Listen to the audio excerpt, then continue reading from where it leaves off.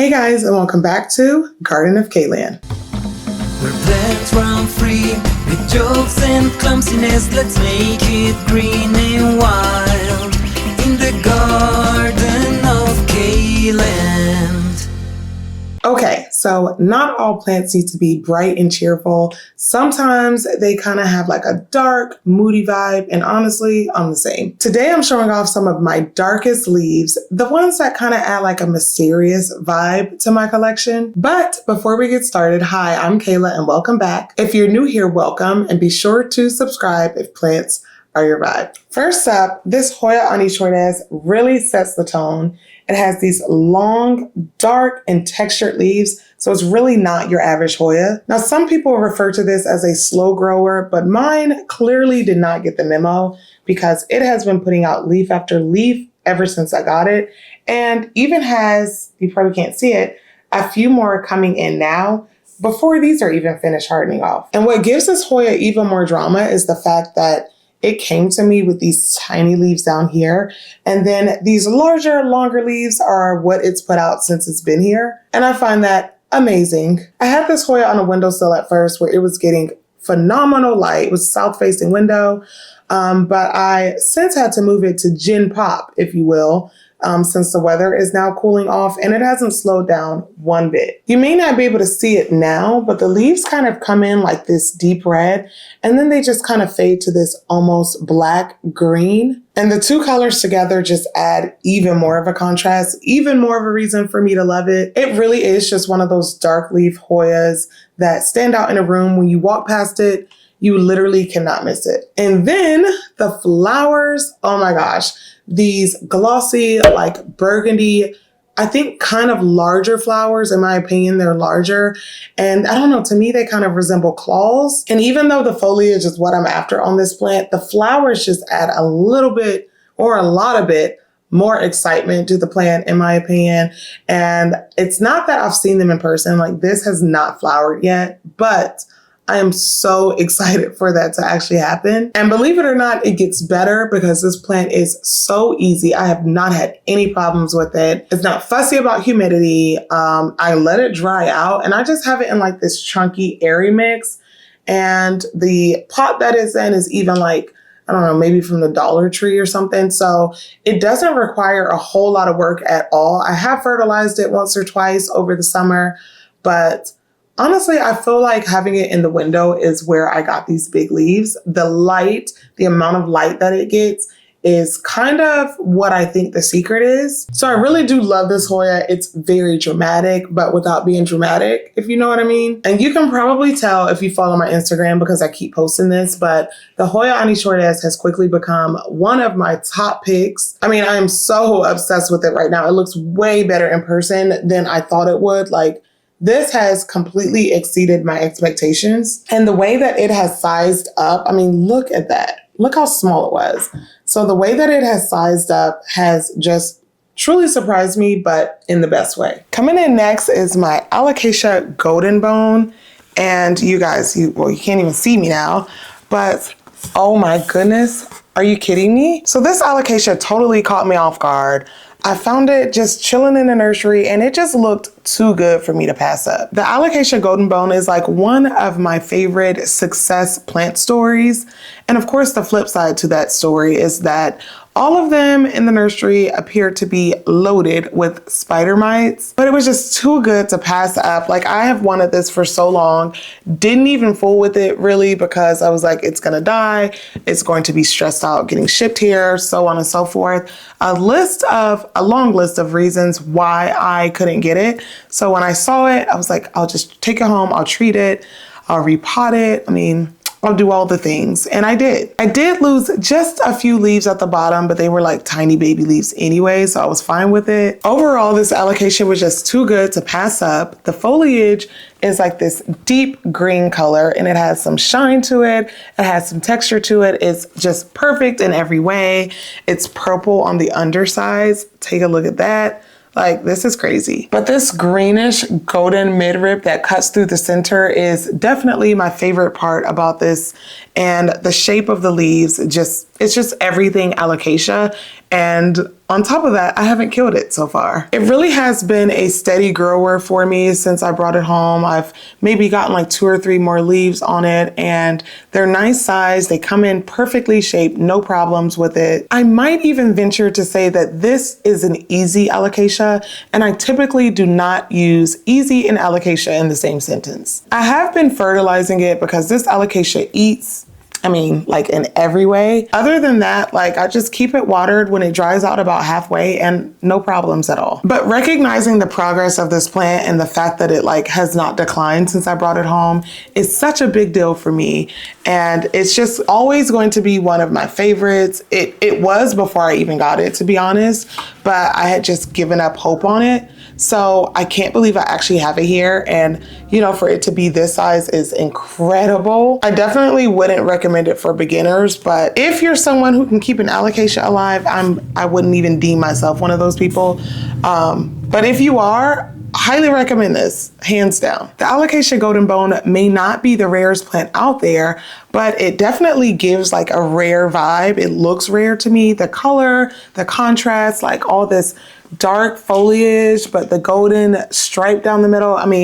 It is just pure plant drama, and I love that. The next plant is another one that is somewhat on the newer side and quickly becoming one of my favorites. I would even consider it a powerhouse, and it is my Anthurium Ace of Spades dark form crossed with the King of Spades. This Anthurium is everything that I love about dark foliage, all wrapped into one plant. The leaves have this deep, almost black tone, and this one is still fairly young. They're only going to get darker from here. And the shape of it is perfect. I can already see both parents in this plant. The King of Spades brings that sharp, structured, heart-shaped leaf and the strong, like crisp veining that gives the leaf like definition and just makes it stand out that much more. Once it matures, the veining is going to give it like a very polished and refined look that I already know I'm going to be in love with. I'm already falling in love with it now. And the Ace of Spades dark form is, of course, going to add that deep, dark, like moody color to it. I would almost call it like a charcoal tone, and it's only going to get darker as it matures. You guys, I am so excited about what this plant is going to look like, but it is just getting better and better. This is my newest leaf, and you can see that the new leaves kind of come in like a deep red or copperish color, and then they harden off to this green, but over time it's gonna harden off to like more of a black color. Oh my gosh, you guys, I'm so pressed on this plant. I keep it in my greenhouse cabinet where it's always going to have like the same amount of humidity and light, and I just want to keep it like stable and steady. I don't want to change it up. I don't want to switch spots. Like, this has been doing a phenomenal job, and I want to keep it that way. So I'm like babying it, like, stay cool, everybody stay cool. I noticed that I do a little bit better when it comes to hybrid anthuriums. To me, they just seem to be like a little bit more forgiving, a little less dramatic.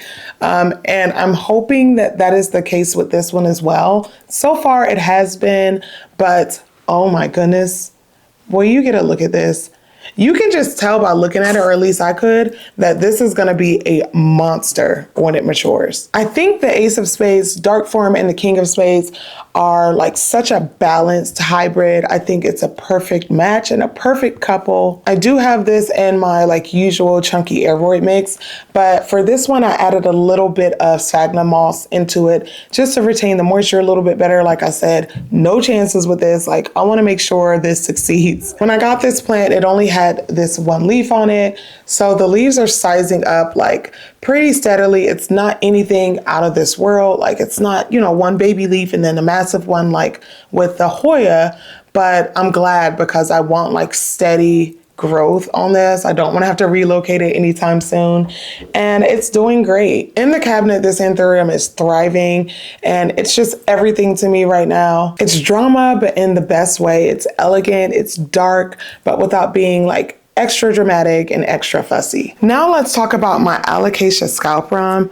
which honestly, I have been through it with. I was almost through with it. I had a little bit of a mishap a little while back, and I still haven't quite figured it out, but It was nearly dead. I had to cut it all the way back and start it all the way over, and it hasn't been better. The leaves on the Alocasia scalprum are what make it so remarkable to me.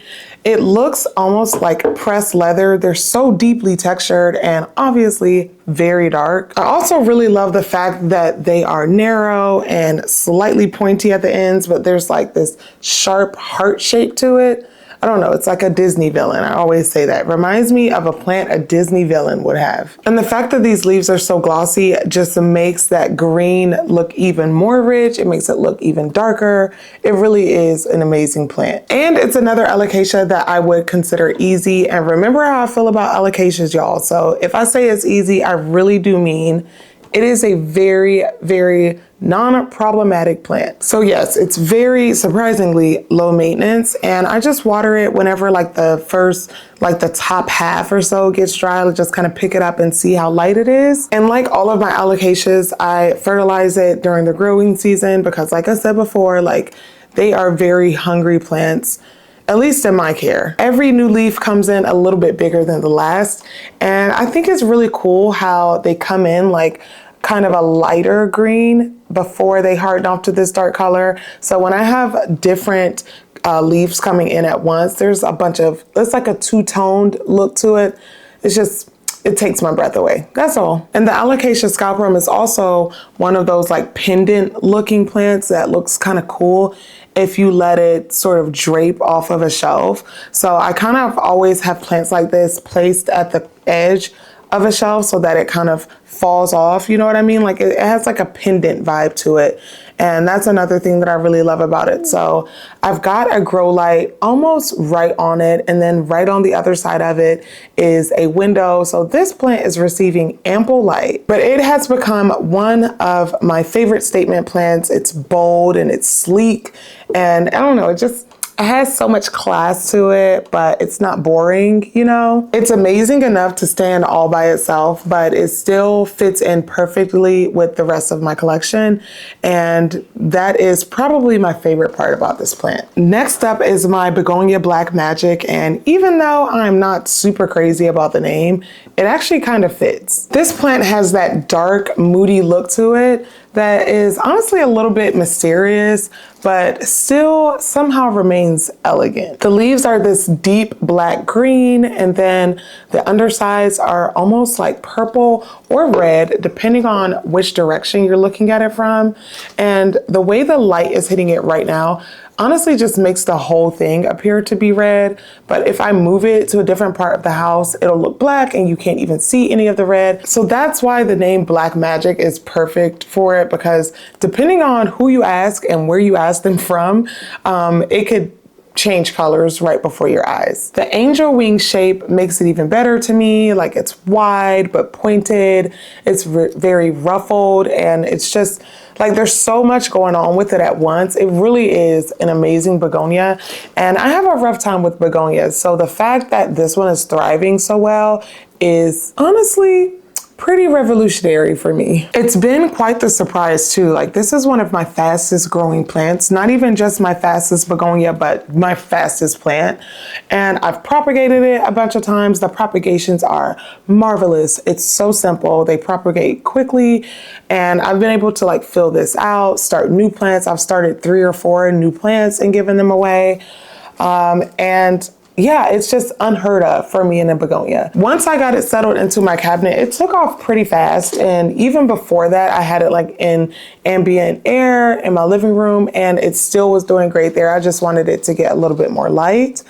And it's crazy how well this took off and like how easy it's been for me. I do prefer the way it grows in my cabinet though, which is why I kind of keep it, I want to say like dwarfed, I guess, which is why I keep like chopping and propping it, because I don't want to remove it. It looks great when it's in there. I could, you know, it could stand to fill out a little bit more, but as far as like getting any taller, it's gonna outgrow that cabinet. if I don't keep cutting it. So this is like perfect. This is ideal for me. It's enough for me to enjoy it and see all the beautiful colors of it, but not enough for me to like have to relocate it. And I give this one the standard treatment, like the loose, airy, chunky aeroid mix, watering when it's like halfway dry.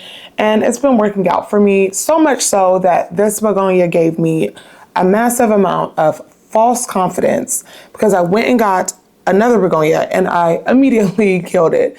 So it's not me like becoming a begonia queen. It's more so this is just like an easy begonia. But this begonia is great. It makes me feel like I know what I'm doing. And with that being said, it'll probably be the last begonia I get. This next plant literally gets babied like it is my MVP because it kind of is. My Labisia pumila pink electric. It's a lot of names involved, but the pink Labisia is crazy, you guys. And let me tell you right now, this plant is slow, like really slow. But I like slow because I get to watch it evolve. Also because I have it in my cabinet and I don't think I could keep it alive anywhere else. So it needs to stay in there. The leaves on this plant are wild. They've got like this dark green base, but around the edges and through the center is this electric pink color. I mean, the plant looks like you need to plug it in or like it is plugged in. It kind of looks like a plant that is from a world that is undiscovered, but even in the discovered world, the Labisia pumila pink electric is pretty rare. And that's another reason why I kind of have to babysit this a little bit more because I am not getting it again if it dies. I probably will, but I don't want to have to do that. So like I said, I keep this plant in my cabinet because it's nice and humid in there and it absolutely needs humidity. So I give it like consistent watering, I don't let it dry out at all. And I don't rush it. Not that I really have a choice anyway, because I can't really, no matter what I've done, I can't seem to speed the growth up on this. But it has a good payoff. Like every new leaf is just that much more exciting to me because I've waited so long for it. And now it's getting to the point where it's pushing out like 2 and 3 new leaves at a time. And you can see at first I thought, oh no, it's yellowing, like the leaves are yellowing and I thought they were gonna drop off, but I realized those are new leaves. I mean, I was just that like not used to seeing new leaves that when I saw one, I thought something was wrong with it. But nope, it's just growing. I have noticed that with each new leaf, like that pink, those pink lines and that pink margin just seem to get a little bit stronger. And I love the fact that they don't like really seem to lose it over time. Like there's still always a little bit of neon pink in there. And you guys, this is just one of my coolest plants. I'm probably not a fan of the fact that it kind of like grows like a tree. It doesn't vine.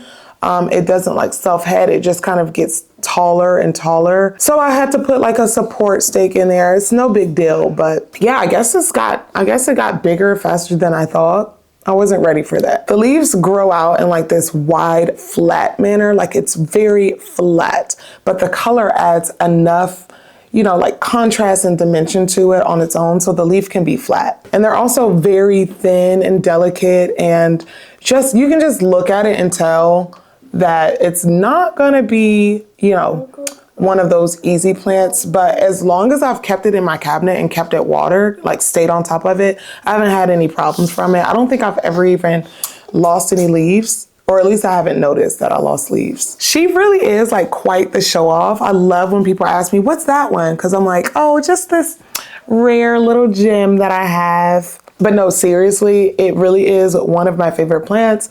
I can't wait to see it like at its full adult stage.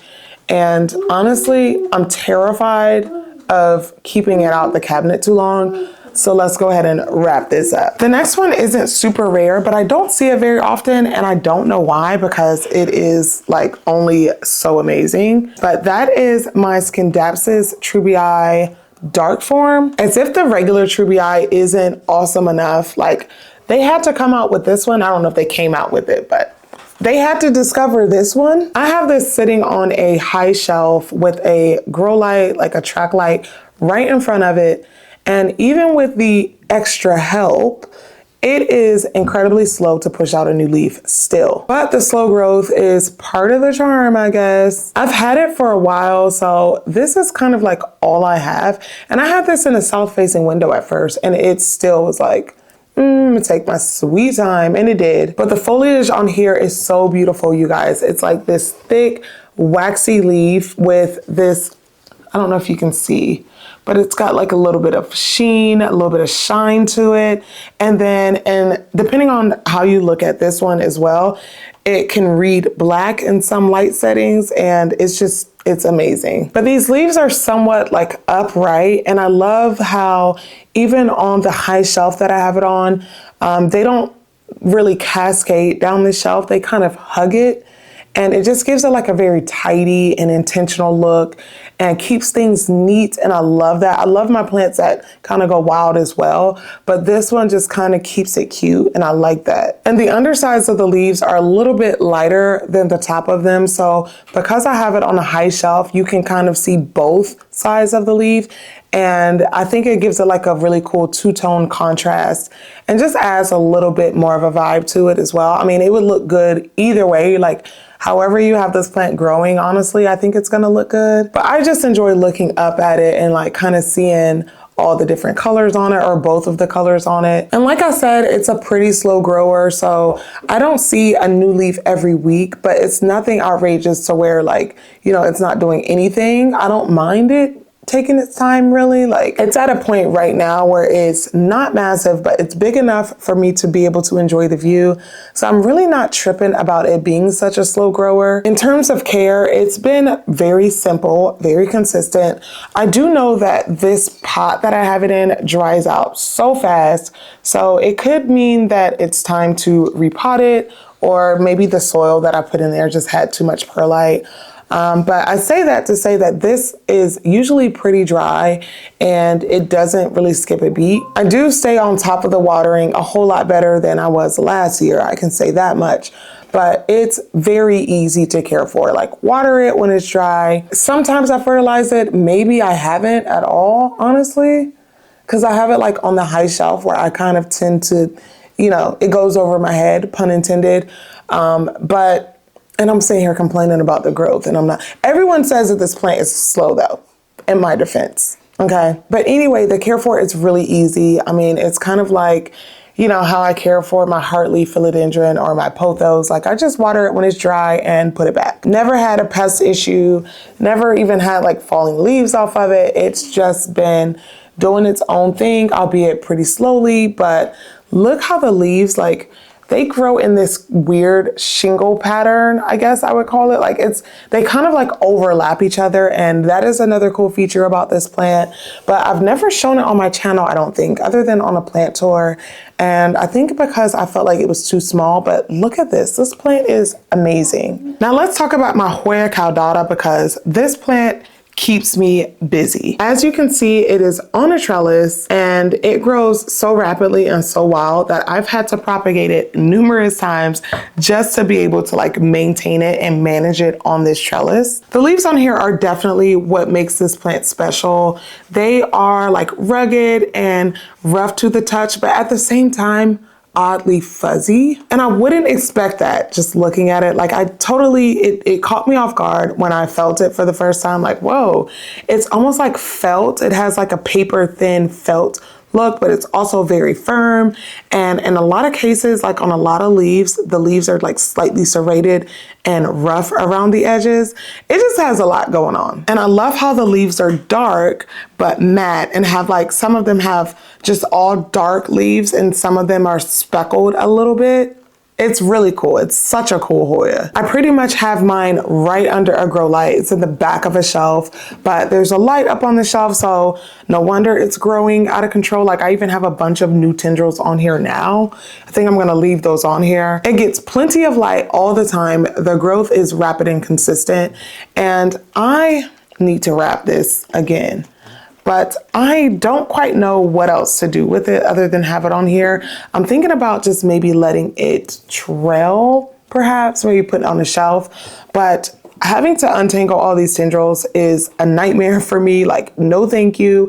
So what I'm likely gonna do is have one of like the propagations, one of my newer ones that I took from here, and have that trailing and see kind of how it does. Like I said, some of the leaves are splashier than others, but it just gives it more of like organic variegation, I guess. And it's just a very simple yet complex plant that I love. I love a good Hoya, but this one definitely takes the cake. I do wish the leaves were a little bit bigger. Like if you look at this one right, if I can move the tendrils. If you look at this one right here, like this is probably the biggest one that I've gotten on here. And well, maybe if I stop cutting it, it would get bigger. I don't know. But it's just really hard to maintain because like I said, this plant grows so fast. And next to some of like my glossier Hoyas, I think that this one stands out, you know? It doesn't need a whole lot of attention, which is so ironic considering how aggressively it's been growing.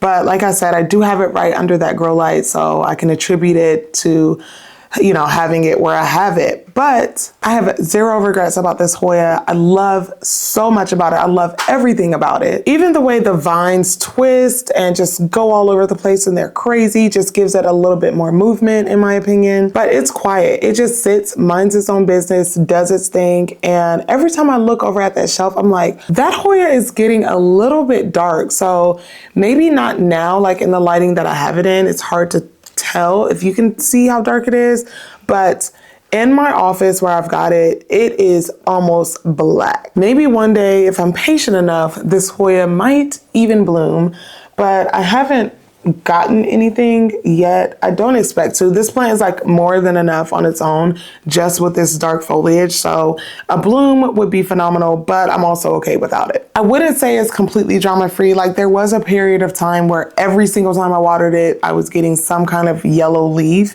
So I was losing stuff here and there. Like there's something yellow in here now. So I did go through kind of a learning curve with it, but now that I'm letting it dry out completely before I water it again, it hasn't lost anything and everything has been like copacetic. So let's hope it stays that way, but we're gonna have to figure out what we're doing with this Hoya and we're gonna have to figure it out soon. This Anthurium definitely deserves to be on a throne, ladies and gentlemen. The Queen of Hearts is top tier. I even have a little red or pink inflow up here, and please believe I'm going to try my hand yet again at cross-pollinating because I have failed numerous times, like maybe the 10th time's the charm. I don't know. This Anthurium Queen of Hearts found me completely on accident. I was doing something completely different, looking for a totally different plant. And even though it was a little bit out of my budget, like what was I supposed to do? Leave it there? No. And because of the lighting that was in there, when I saw it, it was more of like a red color or purple. It was more purple. And then I brought it home and lost 4 leaves on it, which is fine because I have the inflow. I have another one coming in like down here. So it's fine now, I think. Hopefully it's all stable. Absolutely gorgeous, stunning plant like this. It looks black. Like you see how here it's black, but where the sun is hitting it at the bottom right here, it's more of a green. I don't know if you can see that, but it is magic in a plant. I have had a few problems with it. I'm not gonna lie. Like I said, I lost 4 plants and it wasn't even like, I don't think due to the shock of me bringing it home because I lost those leaves like fairly recently. I think I was overwatering it.